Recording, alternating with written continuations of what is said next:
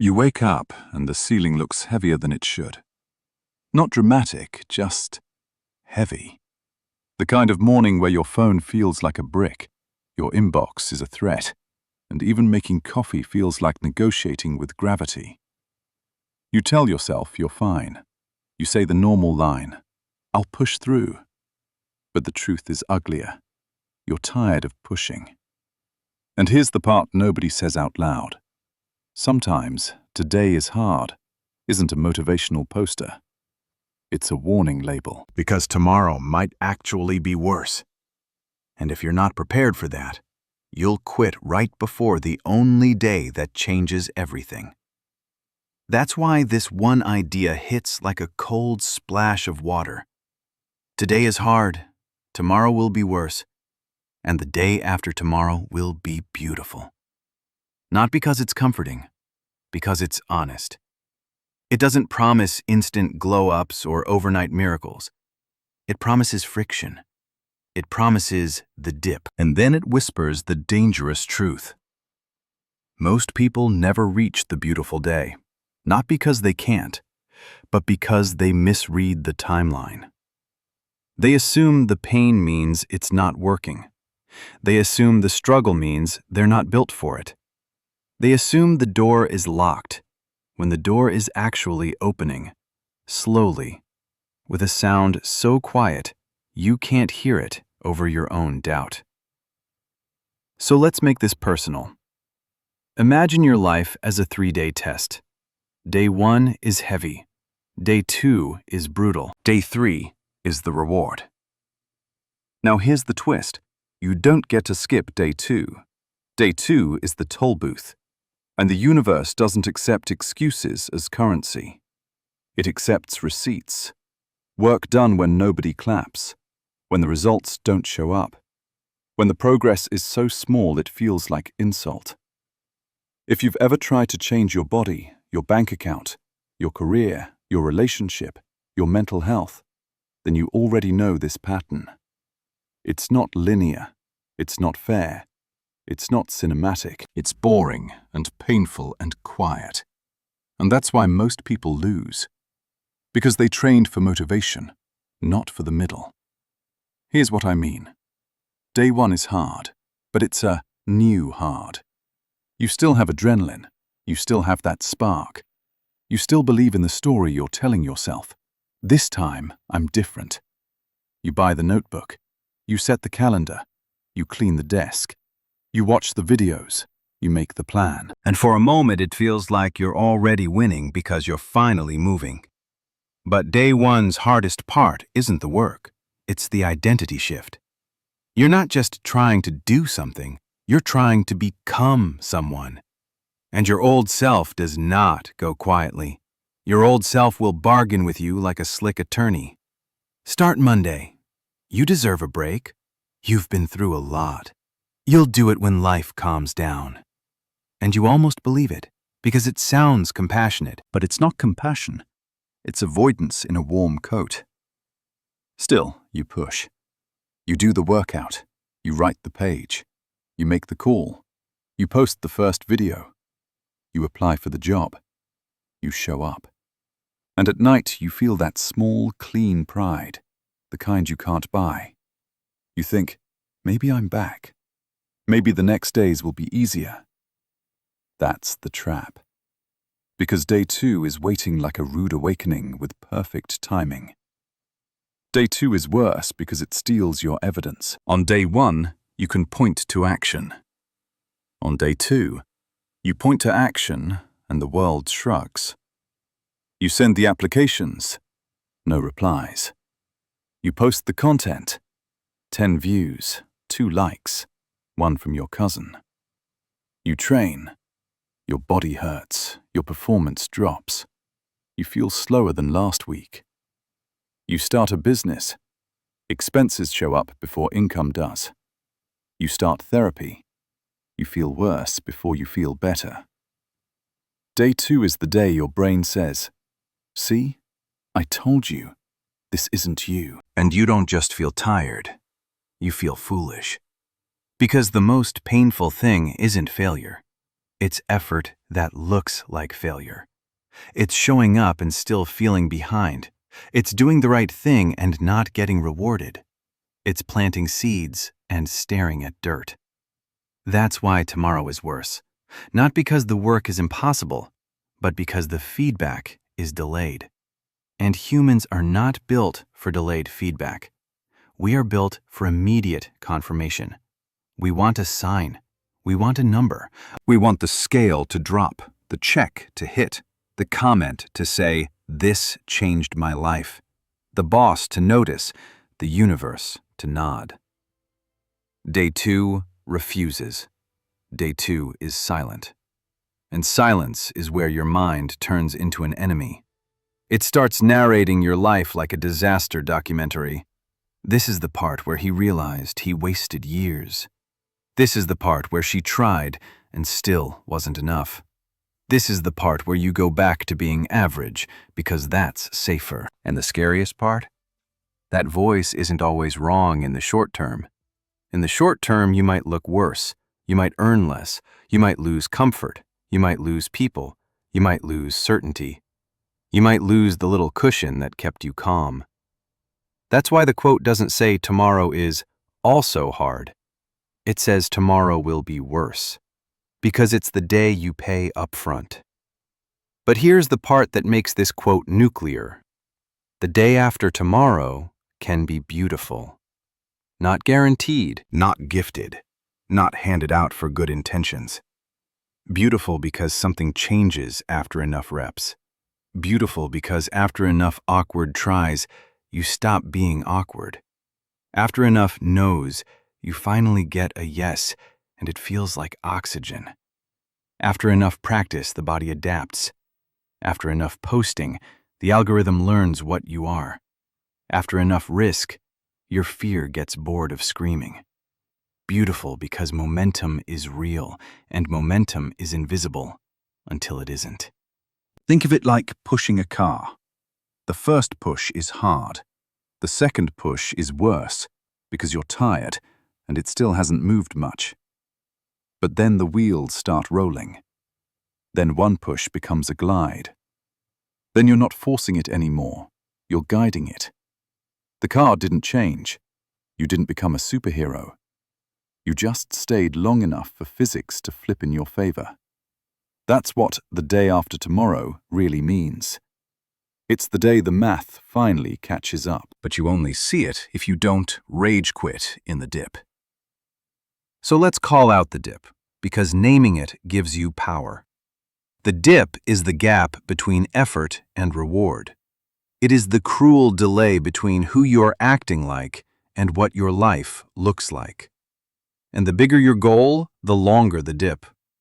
People chasing small goals can survive on quick wins. People chasing life-changing goals must learn to breathe underwater. And that's why most people don't make it. Not because they're lazy, because they're normal. They have bills and doubts and families and old habits. They have bad sleep and bad news and bad timing. They have 1,000 micro-stresses that feel harmless but add up to a collapse. And when day 2 hits, normal people do the normal thing. They interpret pain as a stop sign. They interpret silence as rejection. They interpret slow progress as proof it's not working. And then they go back to what feels good immediately. Scrolling, snacking, sleeping, spending, switching plans, chasing the next new thing that gives them the day 1 adrenaline again. That's the hidden addiction. Restarting. Restarting feels productive without requiring endurance. Restarting is the cousin of quitting that wears gym clothes. You know the pattern. New plan, new routine, new niche, new project, new notebook, new identity. But no day 3, because day 3 only comes from staying through day 2. That's the rule. Now here's a twist you might not expect. Day 2 is actually the sign you're doing it right. Because if tomorrow isn't worse, you probably didn't aim high enough to challenge your current identity. If tomorrow isn't worse, you probably didn't demand a real trade-off. If tomorrow isn't worse, You might be playing inside your comfort zone, calling it growth. Real growth has a withdrawal period. Your brain is detoxing from easy dopamine. Your body is adapting to stress. Your schedule is rearranging. Your ego is getting punched. Your social circle is reacting. Your old coping mechanisms are being removed. Of course, tomorrow feels worse. That doesn't mean you're failing. It means the change is real. And real change is expensive. It costs comfort first, results later. This is why the quote is so dangerous for the lazy part of you. It destroys the fantasy that it should feel good quickly. It tells you the next day may be darker. And that darkness doesn't mean stop. It means endure. But enduring doesn't mean suffering blindly. Enduring means building a system that survives bad days. Because motivation is a mood. Systems are architecture. When day 2 hits, moods collapse. Architecture holds. So what does a day 2 proof system look like? It looks like lowering the daily requirement without lowering the standard. It looks like minimum viable progress, not the heroic version, just the version that prevents the chain from breaking. Because most people don't fail from one big disaster. They fail from a broken streak. They miss one day, then the story becomes, I'm not that person. And then the missing day becomes a missing week. And suddenly the dream is dead again. Day 2 turns into day 200 without you noticing. So your job is simple, but not easy. Keep the chain alive when you feel nothing. Do the small version when you can't do the big version. If your goal is fitness, you don't need an hour every day. On day 2, you need 10 minutes and a promise you don't break. If your goal is content, you don't need perfection. On day 2, you need consistency. A script, a thumbnail, a post, something that proves you're still in the game. If your goal is business, you don't need a viral moment. On day 2, you need one more outreach, one more call, one more improvement. The key is to stop negotiating with your future. You don't ask yourself, do I feel like it? You ask, what's the smallest action that keeps me aligned? Because alignment beats intensity. Intensity is what you do on day 1. Alignment is what you do on day 2. And day 3 belongs to aligned people. Here's another twist. Day 3 often arrives disguised. You're expecting fireworks, but beautiful might look like one quiet email. We'd like to move forward. Your video is picking up. We want to partner. Your test results improved. I'm proud of you. Beautiful might be waking up and realizing the anxiety is lower. Beautiful might be doing the hard thing without a debate. Beautiful might be confidence that doesn't need an audience. The point is, day 3 rarely feels like a movie scene when it arrives. It feels like relief, like air returning, like you can finally see the road again. But if you quit early, you never even get to learn what your beautiful looks like. You only learn what your comfort looks like. And comfort, long-term, has a nasty habit of turning into regret. So let me talk to the part of you that's secretly tired of being strong. The part of you that's been holding it together and feels like nobody notices. The part of you that has started to wonder if the dream was naive. Listen, if you're in day 2 right now, if the effort is up and the results are down, that doesn't mean it's over. It means you're right on schedule. It means you've entered the price of entry phase. It means you're exactly where most people turn back. And that's why it feels lonely. Because the crowd doesn't live here. The crowd lives in day 1 energy and day 0 excuses. Day 2 is where the real ones are built. The ones who don't need applause to continue. The ones who can sit in silence and still move. The ones who understand that worse isn't a curse, it's the bridge. Now, I'm going to give you a challenge that sounds too simple to matter, but it can change your whole trajectory. For the next 48 hours, stop asking for proof. Stop asking for signs. Stop checking the scoreboard every 5 minutes. Do the work, then walk away. Because constant checking is a form of doubt. It's you asking the world to reassure you. And reassurance is a drug. On day 2, you don't need reassurance. You need repetition. You need to become the kind of person who can act without instant validation. Because that's the person who reaches day 3. Now picture this.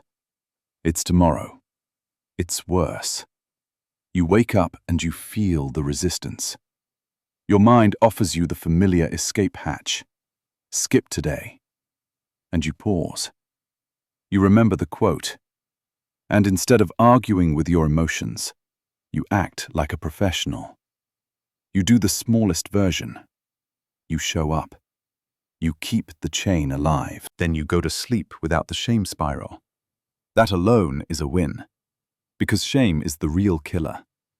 Shame is what turns one bad day into a new identity. If you can remove shame from day 2, you can survive it. And if you can survive it, you can reach the day after tomorrow. And that's where the story changes. Not because you got lucky, because you didn't leave. Because when it got worse, you didn't interpret it as failure. You interpreted it as the toll you pay to cross into a new life. So here's how this chapter ends, and I want you to feel it. If today is hard, that's not a sign to quit. If tomorrow is worse, that's not a sign you're broken. It's a sign you're in the dip. And if you keep going, if you keep the chain alive when you feel nothing, then the day after tomorrow doesn't just get beautiful. You get stronger. You get calmer. You get dangerous in the best way. Because you'll have proof of something most people never collect. You can outlast the part where the dream tries to convince you it was never yours. And in the next chapter, we're going to get brutally practical. How to survive day 2 without burning out. How to design minimum viable progress so you never fall off. And how to recognize the early signals that day 3 is closer than you think, because it usually is, right when you're about to quit. You don't need more hype. You need a map. Because day 2 doesn't kill dreams with one dramatic punch. It kills them with a slow leak. It's the random Tuesday when you feel nothing. It's the week where you do the work and the world gives you 0 feedback. It's the moment you look in the mirror and think, maybe this is just who I am. And if you don't have a plan for that exact moment, you'll do what most people do. You'll go searching for a new plan, a new guru, a new shortcut, a new identity. Not because you're weak, because your brain hates uncertainty more than it hates pain. So in this chapter, we're going to do something uncomfortable but powerful. We're going to treat today as hard, tomorrow will be worse, and the day after tomorrow will be beautiful, like a survival manual. Not a quote, a manual. And the first rule of survival, even when it's working. Especially when it's working.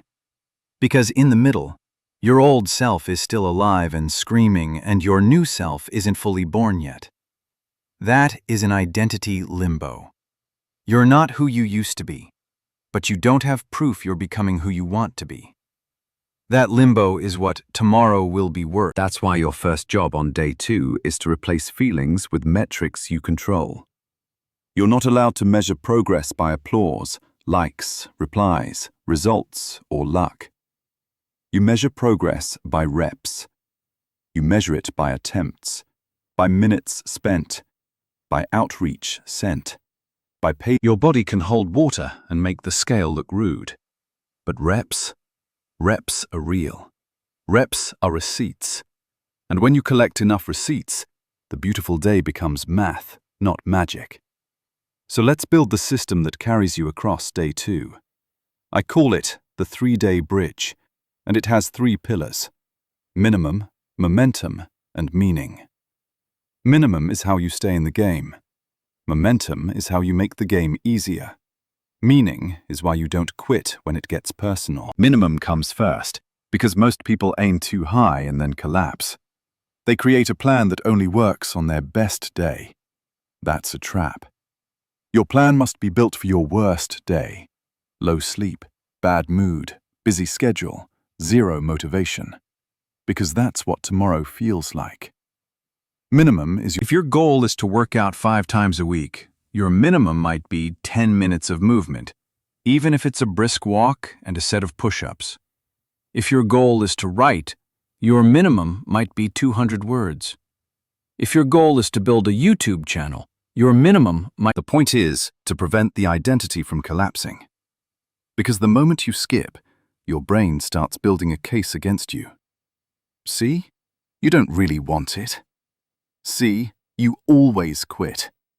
And your confidence isn't a feeling, it's a record.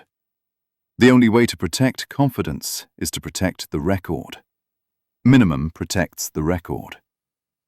Now, momentum. Momentum is what happens after the minimum becomes automatic.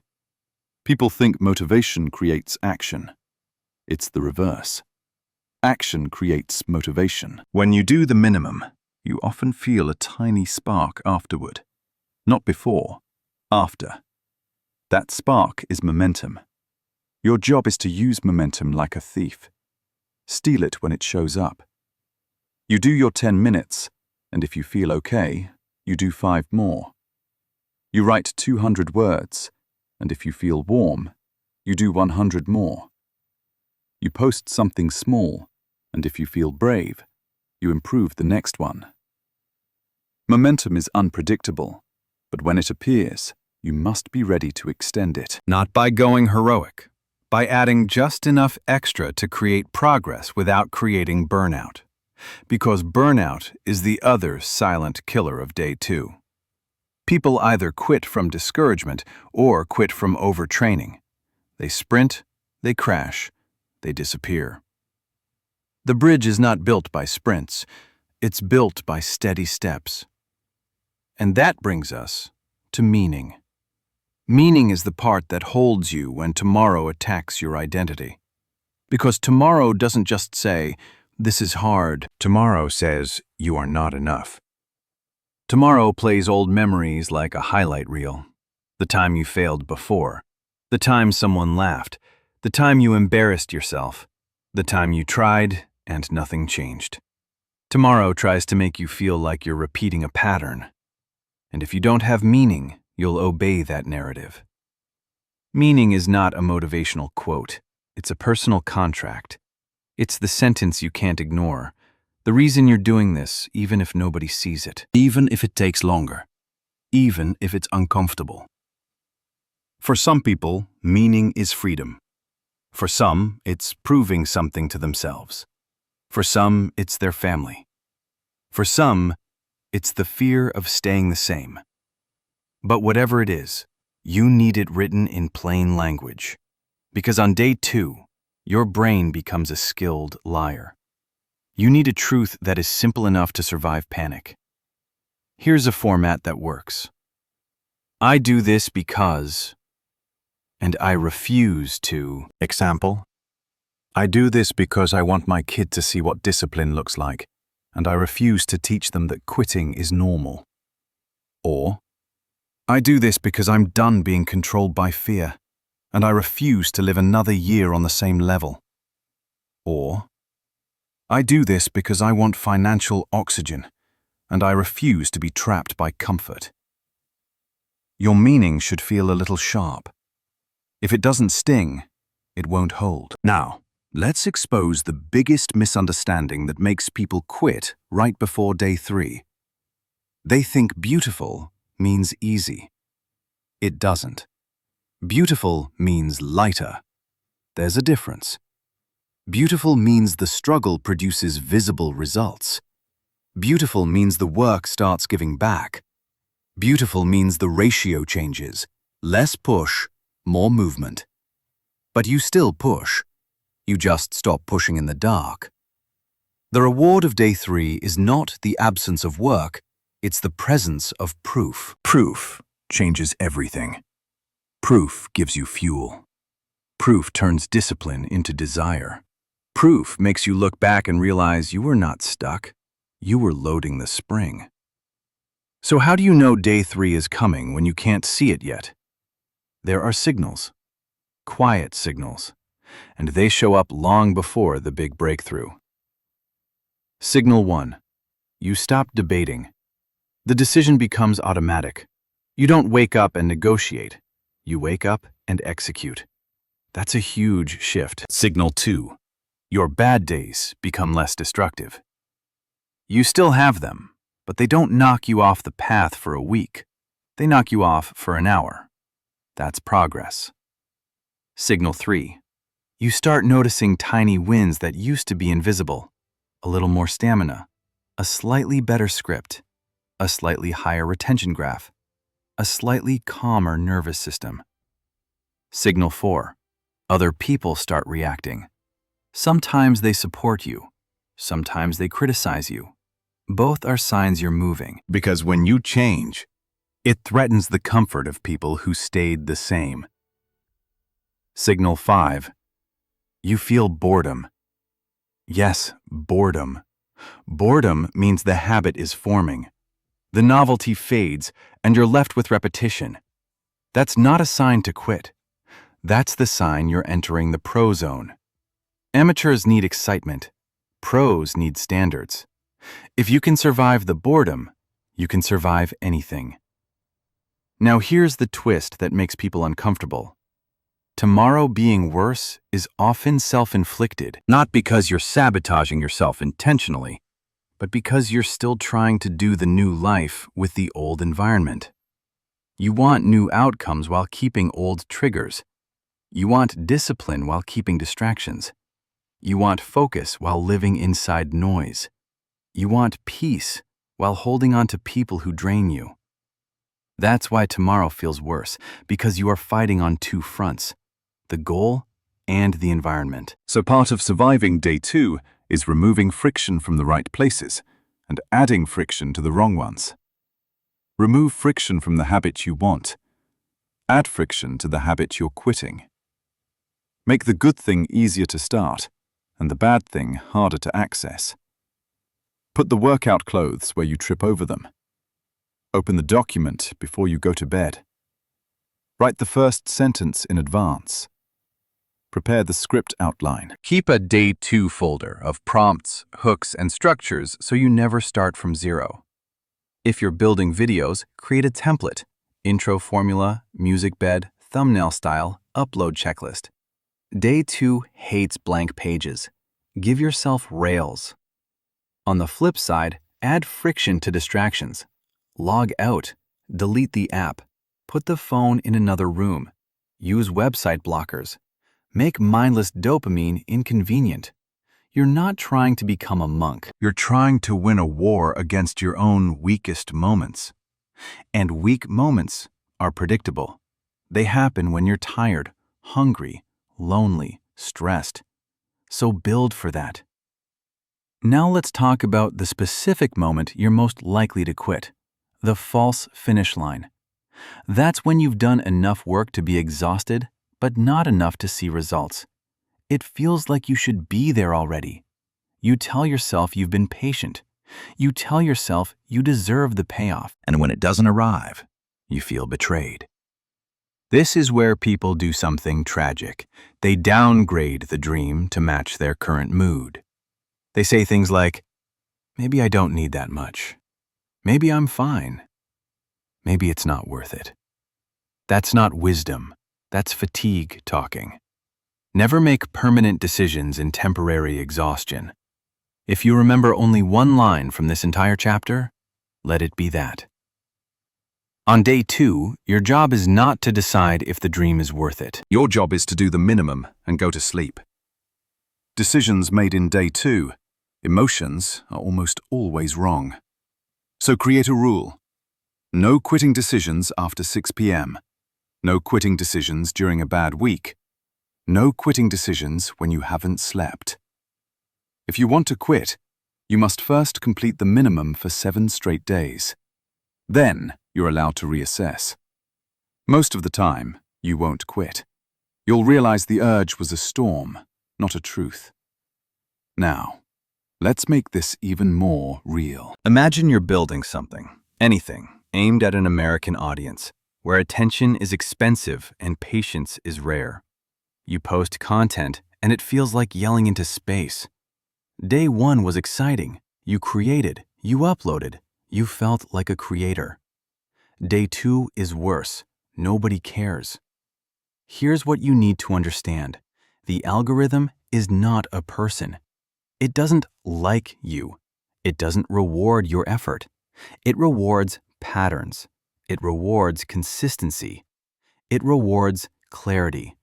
It rewards retention. Day 2 is when you collect data. Day 3 is when the data compounds. The creators who win are the ones who don't treat low views as humiliation. They treat it as training footage. They look for one improvement each upload, one stronger hook, one sharper title, one cleaner thumbnail, one tighter first 15 seconds. That's how you cross the bridge, not by going viral. Viral is lottery. Systems are inevitable. And the quote is about inevitability. It says beauty comes after the worst day, not instead of it. Now, let me speak to the part of you that is scared the beautiful day won't come. That fear is valid, not because the quote is lying, but because beautiful is not automatic. The day after tomorrow becomes beautiful when you do the work that makes beauty possible, when you keep the chain alive, when you build the system, when you train your mind to respect delayed reward, when you stop outsourcing belief to results, when you learn to treat worse as the entry fee. That's what most people never learn, and that's why their life stays stuck in a loop. Hard day, worse day, quit day, repeat. But you're not here for that loop. You're here to break it. So here's the practical Day 2 checklist, the one you use when you feel like you're falling apart. First, do the minimum, no debate. Second, remove one friction point, prepare tomorrow's start. Third, record one win, one sentence. I kept the chain. Fourth, sleep, because tired brains write scary stories. Fifth, repeat. That's it. Not glamorous, not viral, not cinematic. But it works, because you're not trying to impress anyone in the middle. You're trying to survive the middle. And survival is the most underrated skill in success. Now for the last twist, the one that changes how you see everything. Day 3 is not a date on the calendar. It's a threshold. It's the moment your effort becomes an identity. When you no longer try to be disciplined, you are disciplined. When you no longer try to be a creator, you create. When you no longer try to be healthy, you live healthy. When you no longer try to be brave, you act brave without needing courage first. That's beautiful. Not because life becomes easy, but because you stop being fragile. You stop being hostage to moods. You stop needing perfect conditions to move. And that's the real promise hidden inside the quote. The beautiful day is the day you become the person who can handle hard days without collapsing. So if today is hard, good. That means you're alive in the arena. If tomorrow is worse, even better, because that means you're paying the price most people refuse to pay. And if you keep going, the day after tomorrow won't just be beautiful. You'll be beautiful in a different way. Sharper, steadier, unbreakable. And when that happens, you'll look back at the worst day and realize it wasn't trying to destroy you. It was trying to prove something. That you can endure long enough for the math of success to finally show up on your side.